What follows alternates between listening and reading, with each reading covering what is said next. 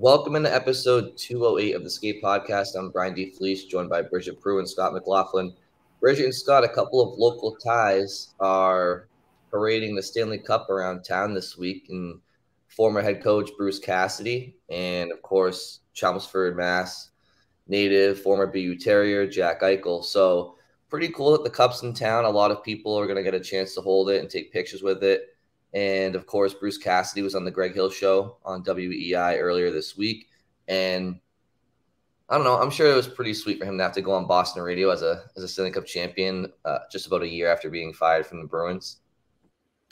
Yeah, obviously, like he's too classy to like rub it in anyone's face or gloat or anything like that. But yeah, you gotta imagine it feels pretty good. Certainly he won.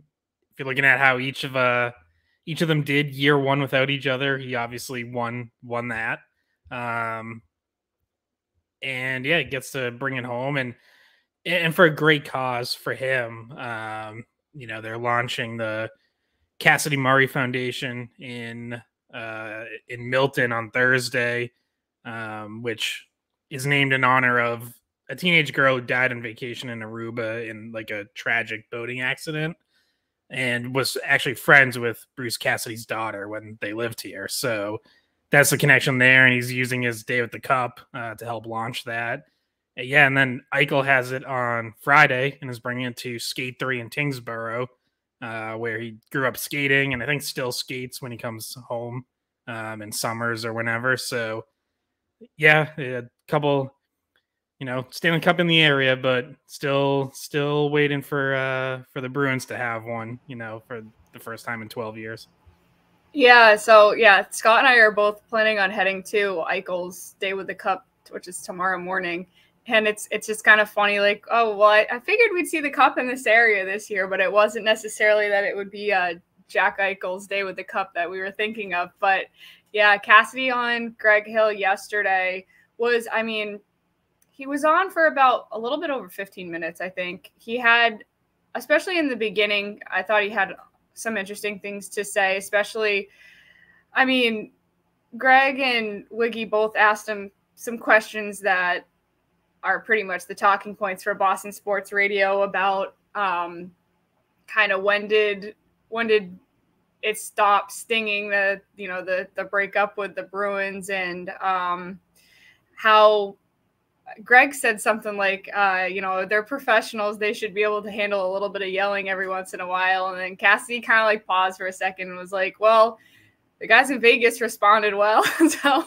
so it was a little bit of like, not even shade. Like, I think he couldn't have really answered it differently. I thought he handled it classily, but obviously when you are the winner, it makes things a lot easier to just be like, yeah, that's in the past. I'm on to bigger and better things.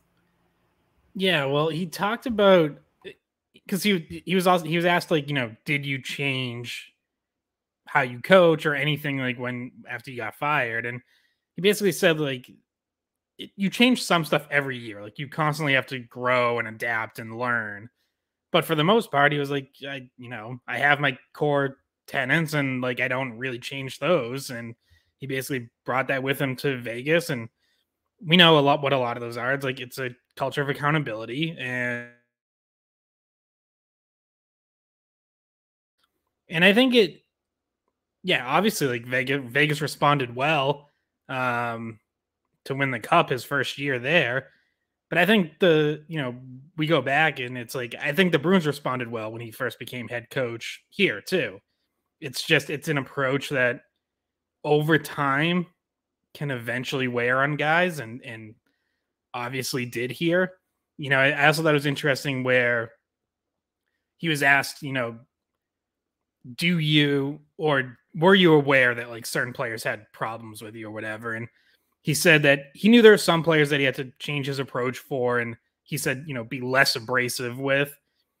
And then he said, there were other guys, there was some stuff he didn't know until it kind of came out afterwards, which is interesting. That kind of felt like a shot maybe at a couple players who was like, if you had a problem with me, like, why didn't you address it while I was here type thing? And we could speculate who that is, but there were a couple Bruins who made comments along the lines of like, it's a refreshing change, or like, I don't feel as much pressure, or, you know, I'm not wondering like, am I going to get benched if, you know, if I make a mistake or whatever. And I think particularly about like last summer, Brandon Carlo had some comments in an article by Fluta Shinzao in The Athletic along those lines. And, you know, I sort of wondered, like, is that kind of what he's referring to? Like, you know, did Carlo not really talk to him? Like if Carlo was having issues with Cassidy, like, did he not really talk to him about that while he was here?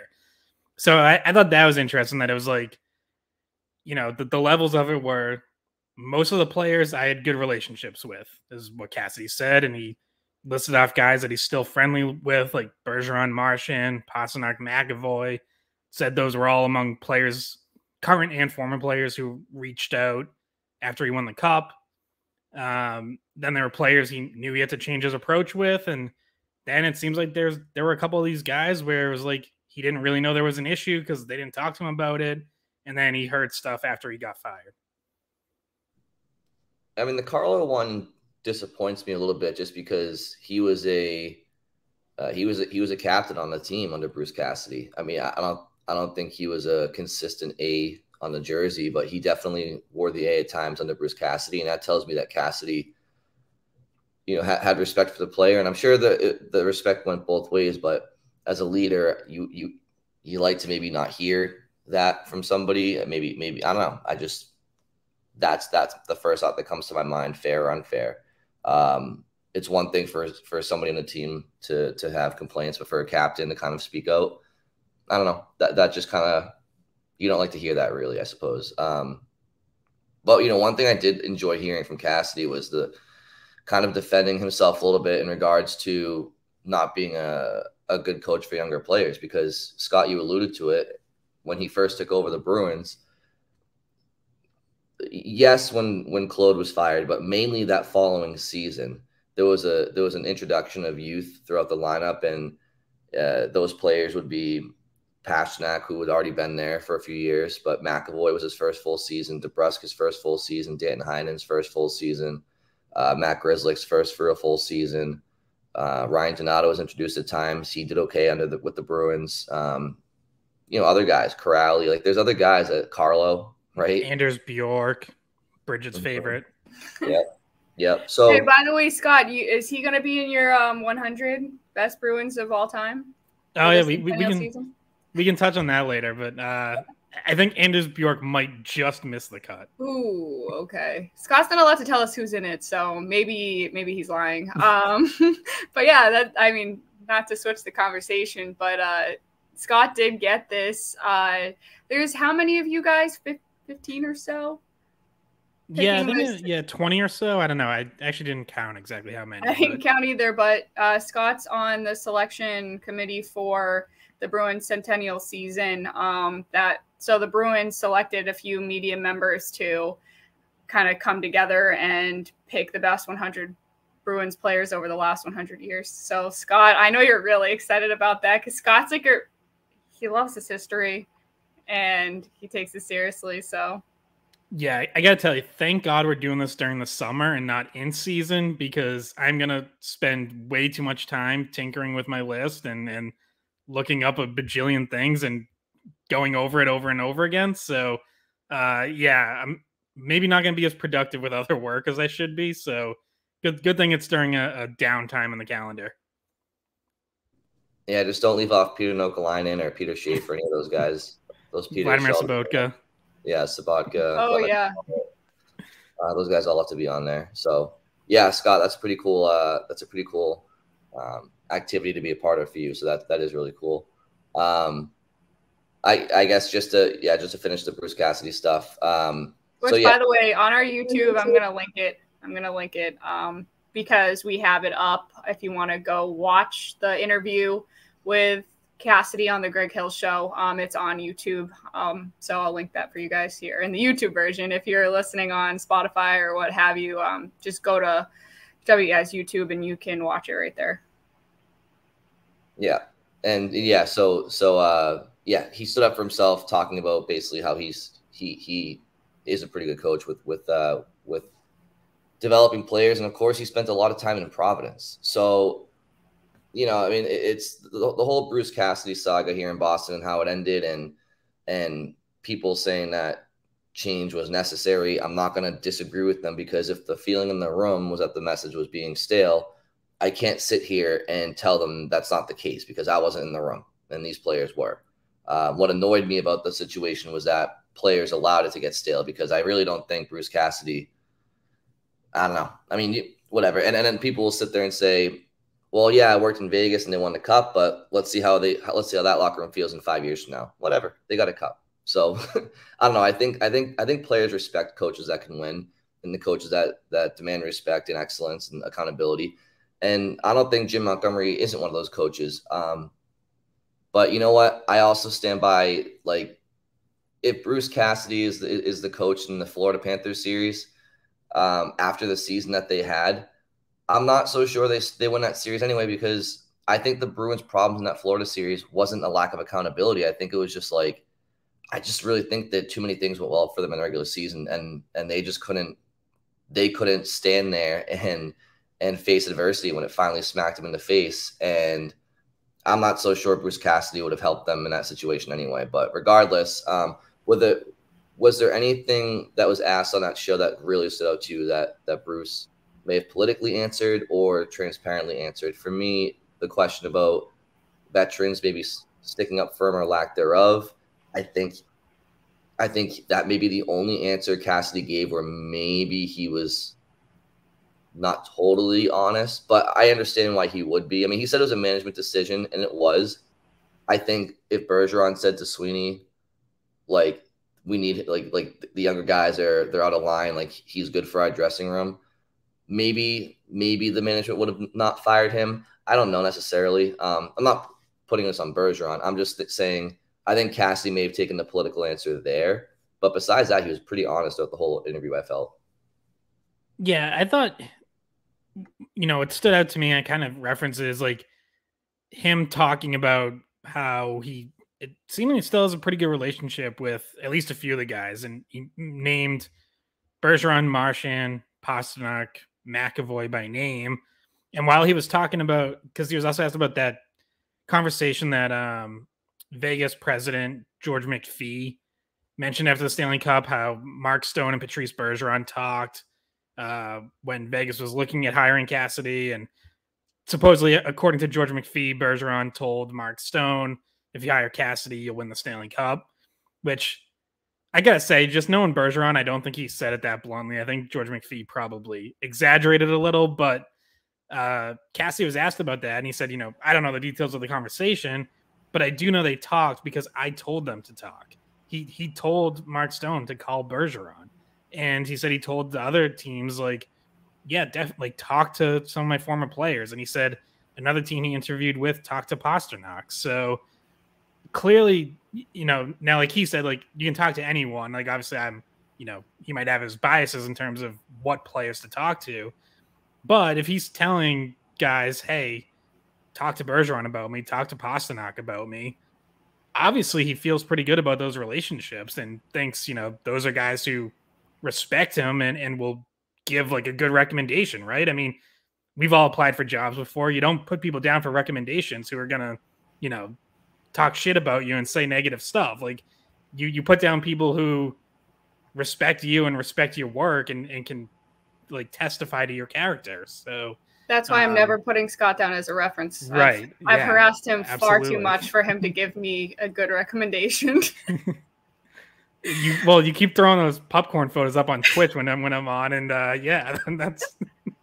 He's like, you're getting the worst recommendation of all time. She can't focus. She's more worried about popcorn, which is the same thing I would give you in my recommendation for if you needed a new job. But yeah, yeah.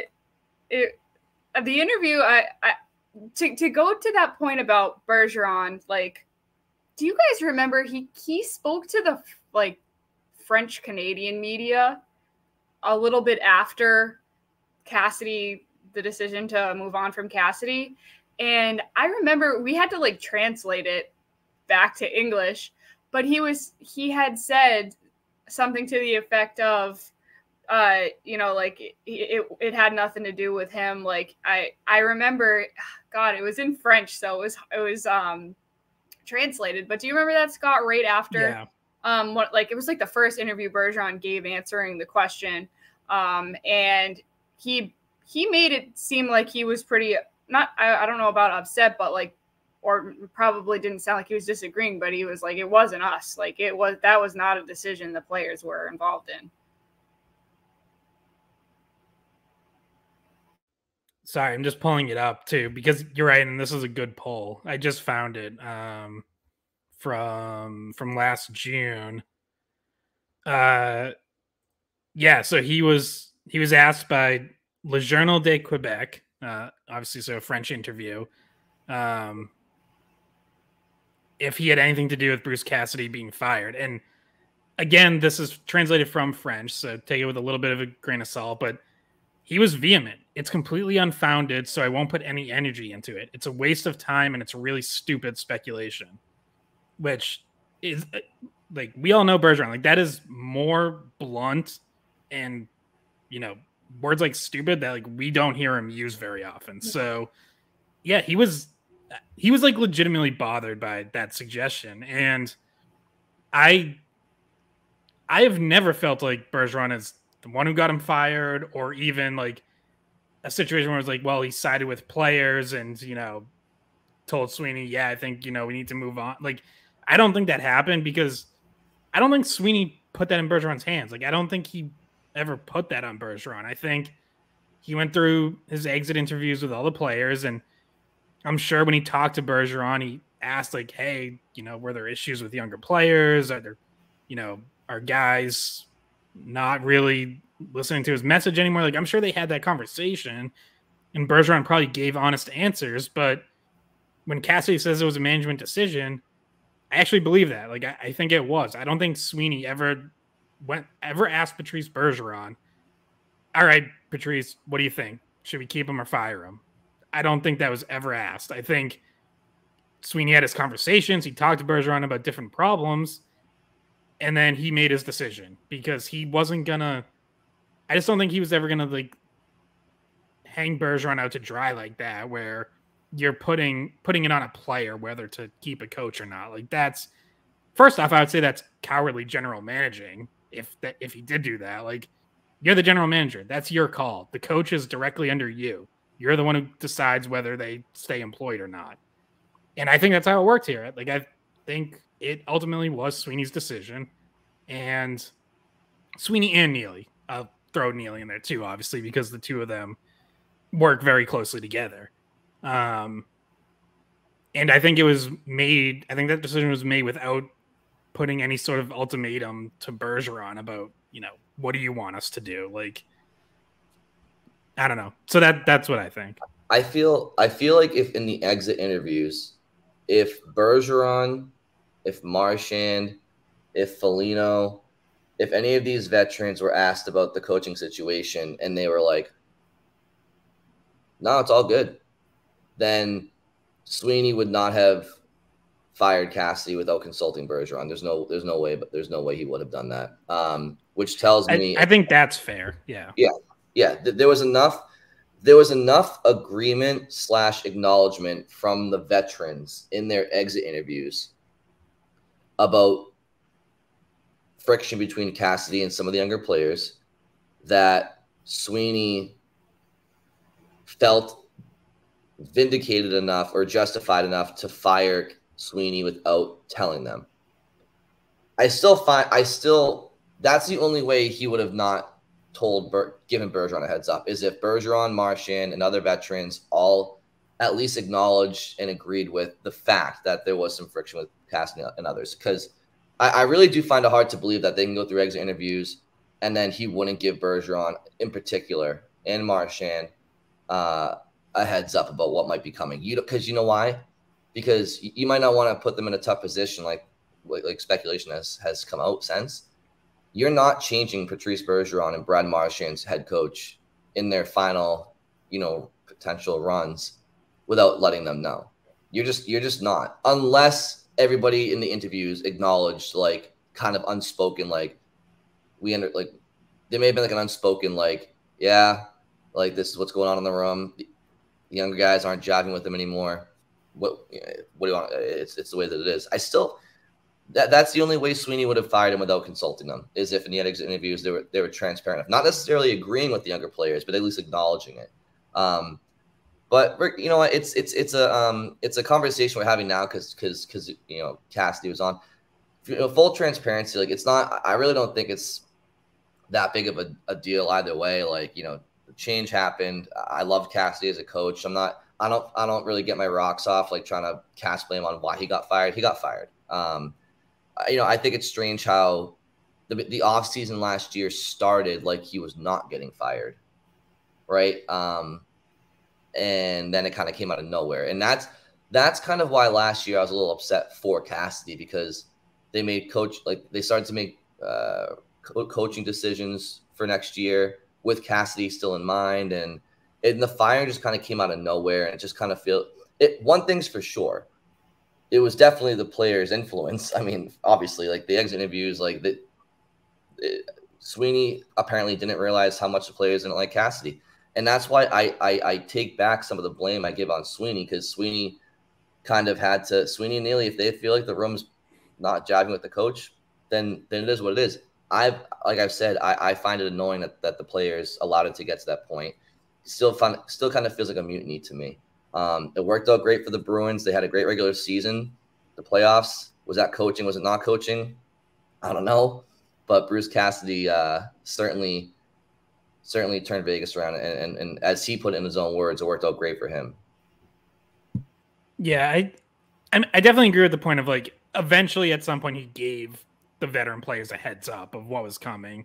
Obviously, that's not something you would want them to be blindsided by or like find out through social media or whatever. But I guess what I wonder there, like my guess is that conversation was Sweeney calls up Bergeron, says, I made this decision and this is what we're doing. Like, I don't think he called him up and said, I'm thinking about doing this. And like this further discussion back and forth or whatever. Like, I think once Sweeney made the decision, I'm giving you a heads up that we're doing this, but like it's a final decision. We've already decided type thing. Again, just because if you're a good GM or really any good boss, like you're not putting someone else's firing on someone where that's not their responsibility. Like it's not Patrice Bergeron's responsibility to hire, fire, keep coaches. At least it shouldn't be. To me, like that's just not how it should be run. Like, I know that it happens in other sports, like especially the NBA. You definitely get the sense that like a player like LeBron James controls a coach's fate. I think it's a little different. I just don't think it works that way in hockey, nor should it. And so, yeah, while Bergeron's feedback is taken into account, like I would say bad job by Sweeney if it was ultimately Bergeron's decision. Like that's just not how it should work. So, that like now that we hear more and more and the fact that Cassidy, I don't know, maybe privately he does think, hey, Bergeron and Marchand kind of hung me out to dry or whatever. I don't know. Maybe like we said earlier, it's easy for him to take the high road now because he won. So why, piss anyone off in Boston at this point? But him calling it a management decision, I think that is actually how he feels. Like I think he does believe that ultimately this was a Sweeney Neely decision, and they're the ones who made it. And I think he still has a decent amount of respect for Sweeney too. Like he talked about how he took Sweeney's feedback into account when he did get fired because he does respect him. He said Sweeney was one of the first ones to reach out after he won the cup. So it seems like there's at least still like some mutual respect there where it's not like, well, screw that guy. He fired me. Like, I'm never talking to him again. Yeah. So did you guys want to switch over to, there's a little bit of news Bruins wise that does not involve Cassidy. So they signed Jesper Boqvist. And Scott, this is another, bottom. I wouldn't even say like bottom 6. Like he's maybe even fringe bottom 6. The Bruins are able to sign him on, I believe, the league minimum, right, Scott? Yeah, 1 year, $775,000. So, it is interesting that they keep signing depth forwards, and I don't think there's any harm in it. Like Boqvist is a younger player. He's 24, turning 25 in December. He was an early second-round pick in 2017, scored in juniors coming up. So you're same kind. Now Morgan Geekie, I think, is a better player who's had a little more production at the NHL level, but similar idea of like he is a younger player who has kind of been buried, hasn't quite clicked where he was. Let's bring him in and see if maybe we can, uncover a little bit more. In this case, offensive potential that he's maybe flashed in the past, but hasn't really come through yet. He does have a pretty good shot. He's had a pretty high shooting percentage. The last couple of years doesn't take a lot of shots, so that's obviously something you'd like to see him do more. Actually had the best 5-on-5 shooting percentage on the Devils last season. Had pretty good defensive metrics. He came up as a center, but he's been bad on faceoffs in the NHL, so very bad. 36%. I was looking it up yesterday. Yeah. 36% through about 4 years. Not that he's played a lot of games in some of those years, in some of those seasons, but 36% face-off percentage. Not great in 189 games. Yeah, for sure. But, maybe someone, so I'm more likely to see him on the wing, at least to start, and, maybe get him under Chris Kelly's tutelage and the face-offs improve. Ooh, tutelage. Good job, Scott. There's your vocabulary word of the day. Thank you. But yeah, I don't know. Again, it's a very low risk move, and I know, some of the first reactions you see is like, why does Sweeney keep signing guys to block young players coming up? And on the one hand, I get it. Like everyone wants to just see, a couple open spots for some of these younger guys to compete for. On the other hand, I'll say the same thing I've said before. Like these aren't signings that really hinder you. If a young guy beats out Boqvist for a job, or Patrick Brown, or AJ Greer, they're gonna play. Like those are contracts that are easy to waive, and either someone picks it up and they're gone, or someone doesn't pick them up, you send them down to Providence. Like I don't think there's much of an issue there. It's not like you can't move these cheap 1-year contracts. Yeah, I like the addition. Honestly, I think the way you put it, Scott, low risk. It is low risk. Jesper Boqvist is one of those guys that, admittedly, you don't watch every New Jersey Devils game, but the last 4 or 5 years, it feels like whether the Devils were playoff bound or not, one of the big accolades people would say about them is they're up and coming and they're fast. They got great team speed, and Jesper Bratt was one of those guys. Jack Hughes was one of those guys. Pavel Zacha was one of those guys. Bruins killer Miles Wood. Who Brian went golfing with. I did, actually. I forgot about that. By the way, Skate 3 isn't just Jack Eichel's home rink. It was my home rink, but nobody. That's okay. I'm not bringing it up. Oh, okay.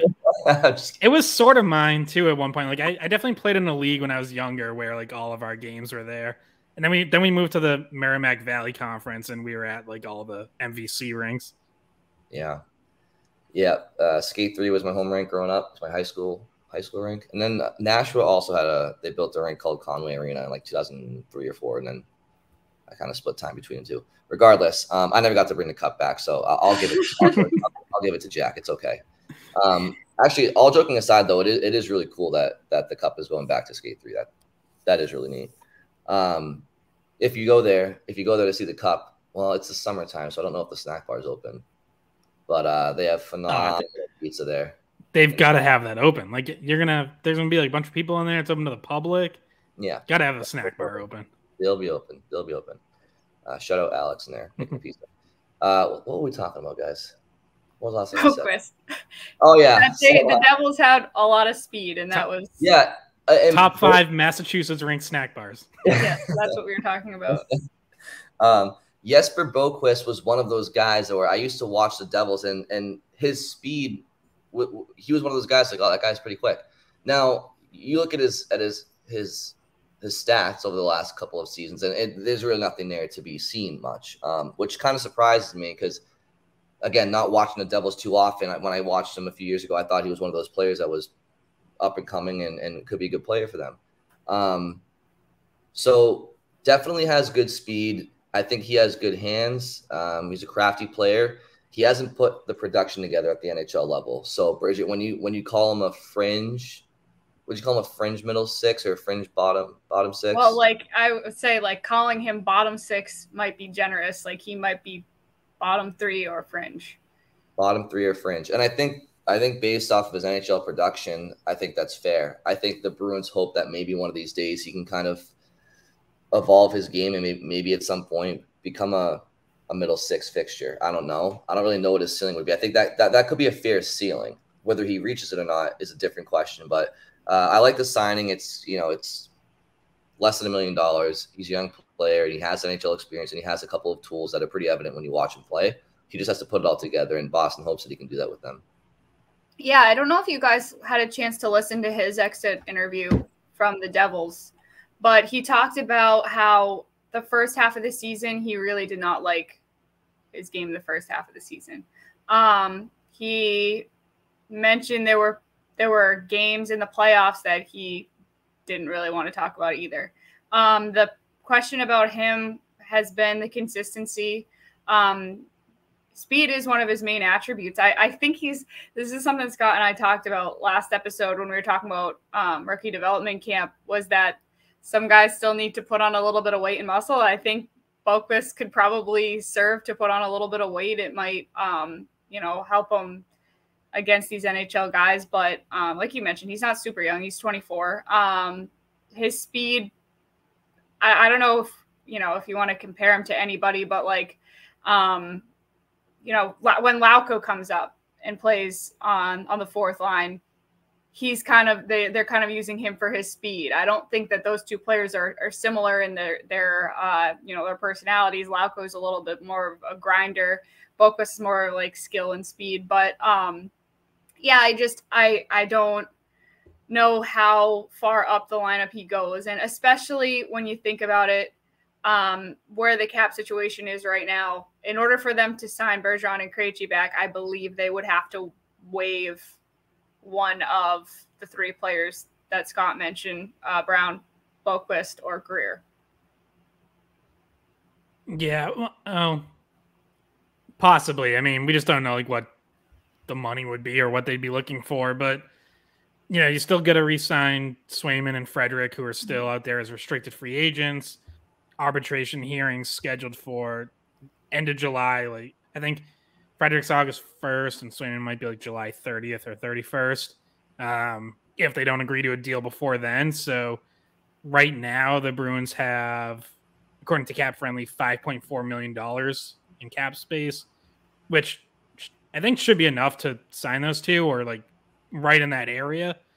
And I know one of the first, saw a couple people react to the Boqvist signing saying like goodbye Trent Frederick. Like, does this mean, they don't think they're going to sign him? And I don't think it means that at all. Like, I don't think he's necessarily a Trent Frederick replacement. I guess if things did fall apart with Frederick and whatever, that does get dragged out to arbitration and he gets awarded a higher number than they anticipated, then it could be some insurance for that scenario. But I still don't really see that happening. Like I still expect them to get a deal done with Frederick. I think they still have the money sitting there for it.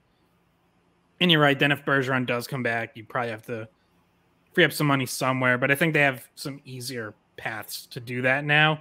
It doesn't have to be a big contract. Assuming Bergeron, is coming back cheap and not asking for like $5 million. So there's no way. Right. Exactly. So, but I think Boqvist, it's another guy to compete for jobs, because it's like if you line it up right now and you know, you could move like the wings around, but let's just say like in general, top line, Marchand, Zacha, Pasternak. Second line, Van Riemsdyk, Coyle, DeBrusque. I don't know why I was just blanking on that, but you know, third line, you figure Frederick and Geekie are there, and then there's the competition. And you know, I don't know if Lucic can play third line anymore, but Lauko is going to battle for that spot. You know, whether it's a Lysell or McLaughlin or Merkelov, like those guys can all battle for a third line spot. And I think you throw Boqvist into that group where it's like, if you can tap into more offense, then maybe he can battle for that spot. Or if not, all those guys are also battling for fourth line jobs. And you have Patrick Brown in there and Greer and Johnny Beecher. And it's like, I just don't think it's a bad thing to have all this competition, because again, if a Boqvist or Patrick Brown loses out, like, you can just bury those contracts. Like, you can just cut those guys. So, yeah, there's some upside there. And worst case scenario, like, I think he's perfectly fine as a fourth liner or extra forward or whatever. So, you know, it makes sense to me. Like, it's a very low risk move that's a chance worth taking. So at this stage in the summer, free agency is come. It's for the most part it's gone. You know, the draft is coming and gone. Now we have to wait and see if Bergeron comes back. If Bergeron doesn't come back, I just think I don't know if a hockey trade is in the future for the Bruins this summer to potentially bring a center in.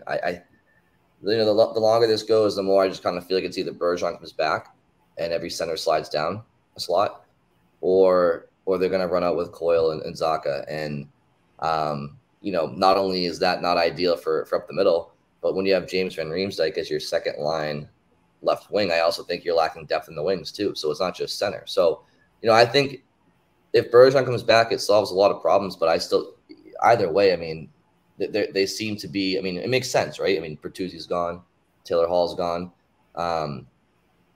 You know, that they're a little bit short on the left side. So, you know, this forward grouping, and it's no secret, like the goaltending's fine. The defense is great. I mean, no, I would say the goaltending is great, at least in the regular season. The goaltending situation is great. The defense is great. But up front, though, it's not just center ice that they're lacking right now. Even if Bergeron comes back, they got some – I mean, I know we all knew this was coming, right? But it's just there's a lot to be desired for this forward group right now. And for me, it's one of those situations where, like, if that's the case, you really want to see a Merkelov or a Lysell or some of these younger guys, and probably like now's their chance to get them in there. And I'm not disagreeing with signing Geekie. I'm not disagreeing with signing Boqvist. Like, no big deal. Like, honestly, I like those signings. I'm just saying, like, this is when you want to see some opportunity, and some of these younger players take this opportunity. And I know that, and Scott, maybe in Bridge, I don't believe you were in attendance. Maybe you were, but at rookie camp or development camp at Warrior this past week, I see some people in attendance that are a little bit sour on Lysell. I mean, I wasn't there to really watch him, so I can't really speak to it.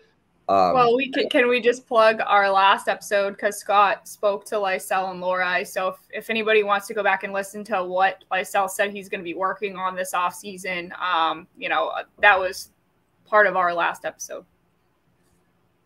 Okay, and so with that in mind, did you get the sense that Lysell is in position to challenge for an NHL spot this season? And did your eyes tell you that when you watched them? I know it's still the summertime and it's still months to go, but yeah, I mean, and in Lysell's case, it was extremely hard to judge because his entire offseason has been thrown off by the concussion he had at the end of the season. And last week was really the first time he got back up to full speed and was on the ice, like really doing hard drills. You know, wasn't even on the ice on Monday, was no contact Tuesday, Wednesday. So you're only talking about 2 days that he was really up to full speed. And that's his first 2 days up to full speed of the summer. Whereas other guys, you know, take take their couple weeks off after the season, and then, you know, have probably been skating pretty hard for a couple weeks leading into development camp.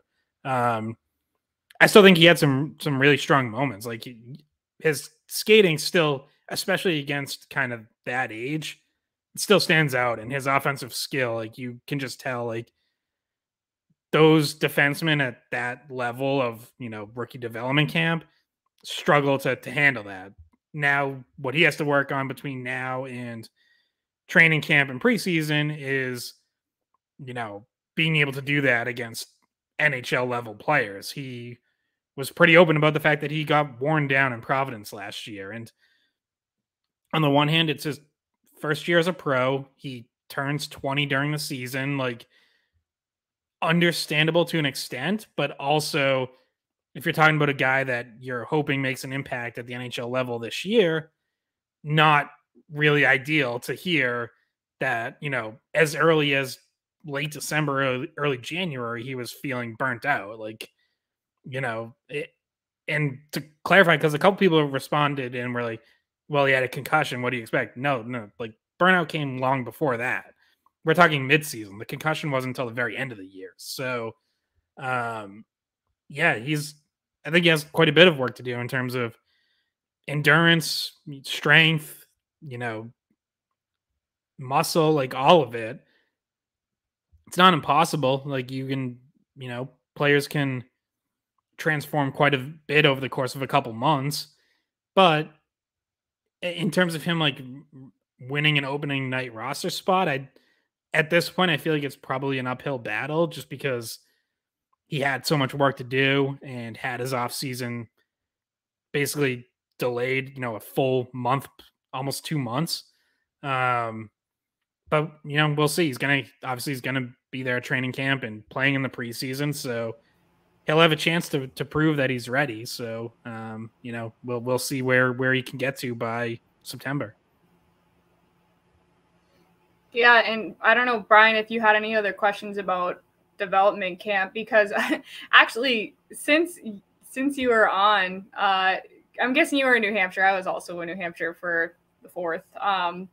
But development camp, we had discussed some of the signings. What did you discuss the signings with Scott before that? Because I missed the week before that. Yeah, we did a chance. I actually had a question for you, Scott, about some of the development camp stuff. So there's a lot of Hockey East guys that are, you know, that are out at camps, but there's quite a few at Bruins camp. Did you get a chance to look at Svedbeck from the Providence goalie? Yes, but I will just say and anyone who like works these development camps will tell you the same thing. It's extremely difficult to judge any goalie in an environment like this. Like they're just facing a million shots all day long, it's a lot of 1-on-0s, 2-on-0s, 2-on-1s, like, you know, a little bit of scrimmage. I guess what I will say is the goalies looked good in the scrimmage because they played 3 10-minute periods at 5-on-5 and no one scored until the final 10 seconds of the scrimmage game. So goalies were pitching shutouts in the scrimmage. But other than that, like I can't pretend I have like a detailed analysis of how Philip Svedbeck or any of the other goalies did, because it's just, you know, it's good to have them out there on the ice. You need goalies out there, but it's pretty hard to like judge their games in that environment. Who was the? Oh, sorry, Bridget, go ahead. No. Who would you say was the biggest offensive standout? I know Mason Lohrei looked great, but you know, frankly, the Bruins don't need him in the opening night lineup on the left side of the fence to make them a competitive team, but they do need some help up front. And I guess I was wondering, I've heard Matthew Poitras' name mentioned and having a strong week. Is there anybody else that stood out to you besides him that maybe you thought to yourself, I could see this person playing really well in Providence maybe this next year, and the Bruins could have something in this player maybe in a future bottom or middle six role? Yeah, I mean, Poitras was the big one. He did have a great week. Just clear like high-end offensive skill, especially as a playmaker, but he also had some good finishes. And, there were, I don't know if you guys saw this on Twitter, but like among some Bruins fans, there's been almost like this underground push of like Poitras going to sneak up on people and win a job this year. And Sweeney confirmed that like he will be there for regular training camp and will play in the preseason, or most likely play in the to think he's going to be ready to make the NHL roster just yet. I think another year in the OHL would not be a bad thing at all. A lot of the guys who like could potentially make roster pushes obviously weren't there because they've kind of aged out, like Merkulov, Beecher, McLaughlin. One I think is going to be interesting is Brett Harrison, who was their 2021 third round pick, and will be in Providence this year. Is a natural center, but they're going to start him on the wing, which they've done a couple times recently, including with Merkulov last year, basically just to kind of ease their transition to the pro game, take a little bit off their plate, let them play, play on one of like the top 2 or 3 lines with maybe a more experienced center, someone who's played in the AHL before. But Harrison has a really good shot. He's a goal scorer, has some size. So I feel like his game could translate well to the wing, and I think he's going to be an interesting one to watch down there. See if he can score at that level, and then potentially, move back to center at some point during the season and start to get experience there. We know the Bruins need to develop centers, and he's one of the exciting young ones. Obviously, Poitras is another. We got to see the 2023 draft picks, who are obviously all longer term projects. None of them are even going to be in Providence this year, never mind Boston. But I think Chris Pelosi, Beckett Hendrickson saw some skill. Both definitely have some bulking up to do. Like when you see them off the ice, they legitimately look skinny. So, but they're only 18, so that's okay. Ryan Walsh, who was their 6th round pick, he was second in the USHL in scoring last year and made a lot of good plays with the puck. He's a little older. He went undrafted twice, so this was the last year he was eligible. But you kind of got the sense that like this could be a late bloomer type player. He's heading to Cornell, and he's not very flashy, but he seems to always make the right play. So I don't know. He just scored a ton in the USHL. Like maybe it translates to college now, and I don't know, 3-4 years down the road, like maybe you have something. So those are some of the guys up front that stood out. But in terms of specifically like looking at Providence, Harrison, I think would be the most interesting. Yeah, see, I'll have an eye on him, Scott, because we see Cornell quite a few times. I watch a lot of Cornell hockey just because I broadcast Yale hockey, so I'll have an eye on him for sure.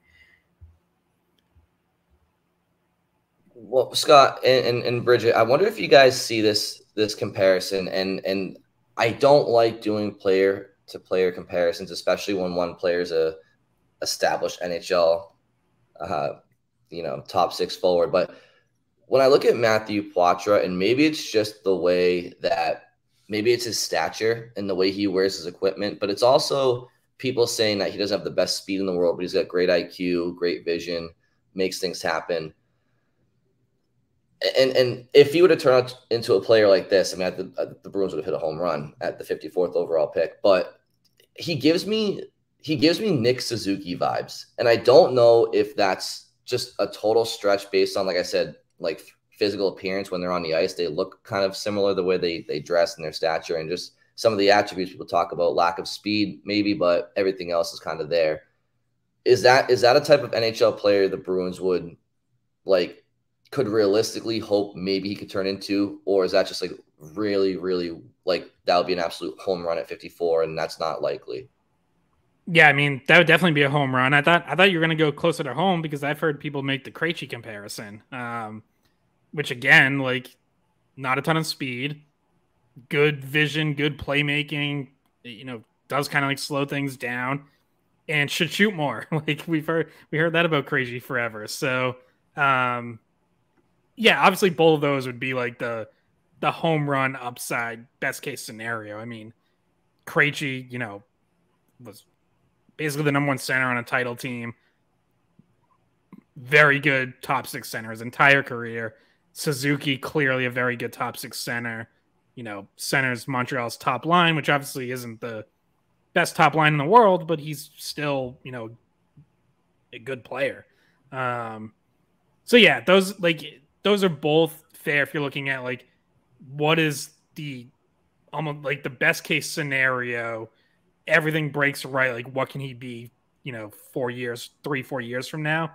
I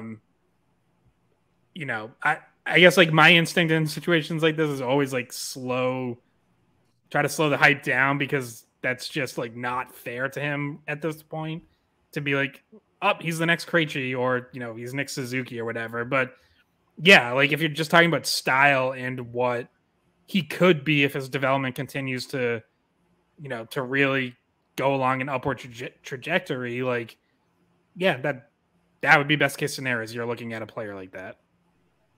Yeah, right, and that would be exciting if that's what the ceiling could be for him. And you can, as with Krejci, they found Krejci later in the draft. He was no first round draft pick either. So sometimes you find someone in the second, third round, fourth round, and which the Bruins have had to because they've been giving away those first round picks. Yeah.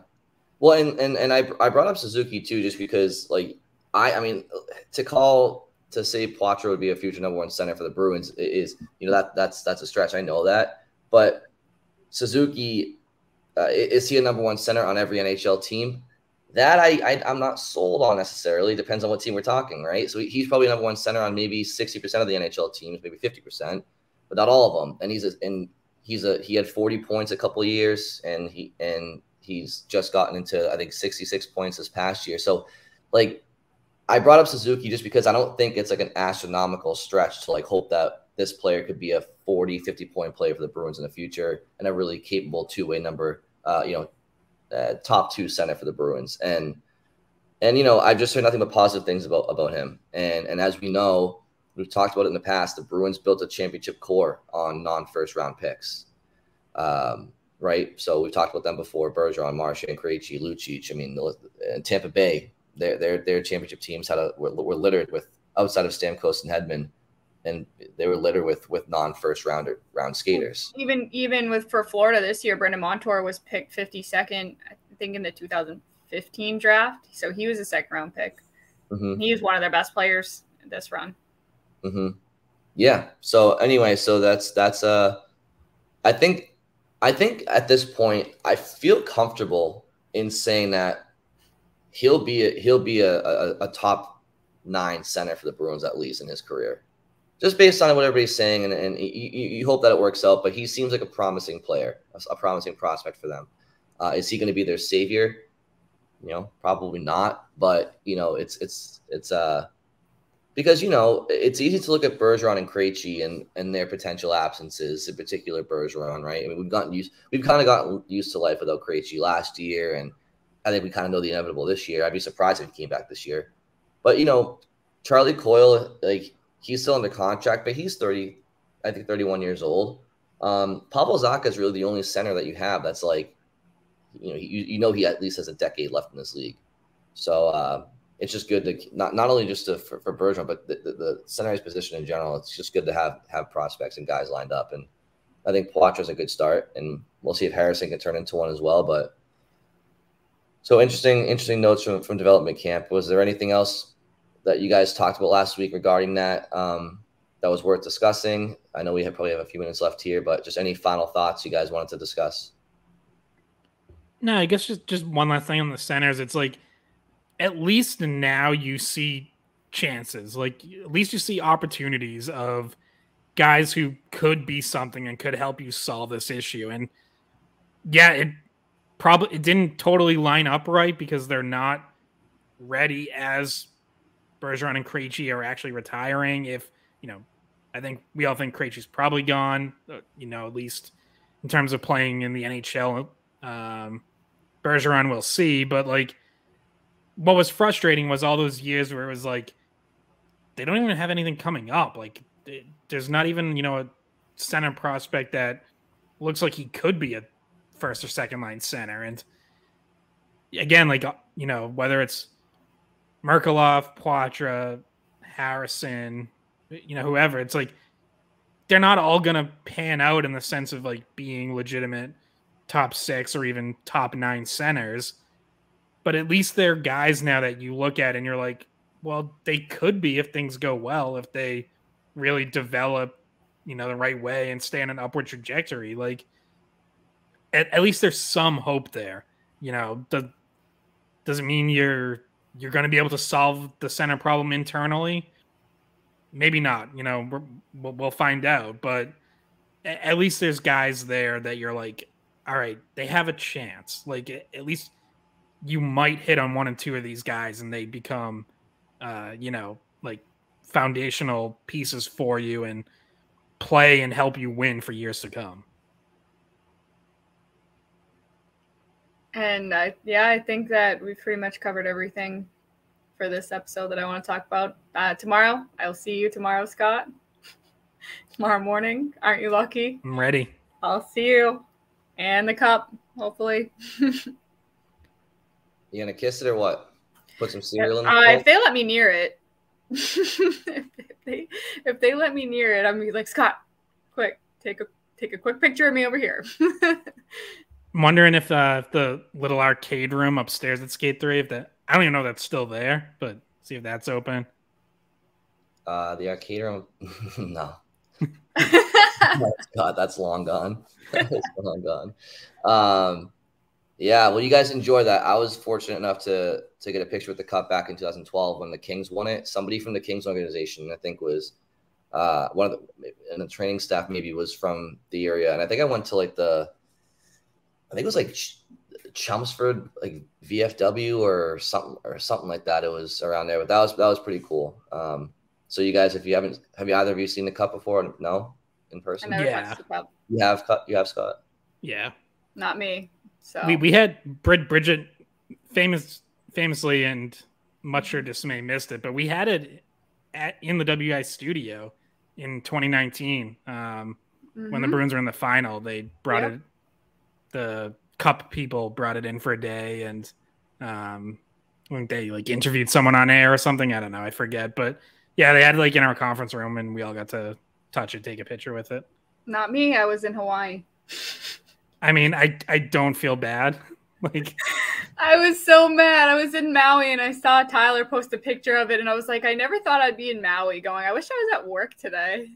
I missed the freaking Stanley Cup. But hey, maybe I'll get to talk to the cup guy. Because if the whole broadcasting thing doesn't work out for me, I could just be cup guy. Just bring the cup everywhere. The first cup celebration I went to was the Ray Bourque rally when he won with Colorado. I went to that as a kid. Well, unfortunately, there may have been a couple other chances to see in 2019 around here, but it had to go back to St. Louis. But any event, you two enjoy your day with the cup. You guys have earned it. You've worked your whole lives for it. All the blood, sweat, tears that go into hoisting that 35 pounds of silver. So definitely cherish it, and just don't forget to yell at a fucking rights when you. Should I try to reignite the Bourque-Chelmsford rivalry and like steal it, bring it to the Hollenborg or something? Oh, that would be that would definitely spark some hatred for sure. Yeah, Scott would never do that to a former BU guy, though. That's right. Yeah, if he were a BC guy, then absolutely. Yeah, but you know, it's a fellow BU where he couldn't. All right, guys. Well, we're about an hour into this, so I think we're probably good to wrap it up. Thank you all for listening, and we will talk to you very soon. Hey, guys. Thanks for watching this Skate Podcast. If you want to see more of our videos, visit our playlist. Not in front of a screen? You can listen to us on Spotify, Apple Podcasts, or wherever you get your podcasts. Don't forget to follow us on social media, and if you enjoyed this video, please don't forget to give us a thumbs up, subscribe.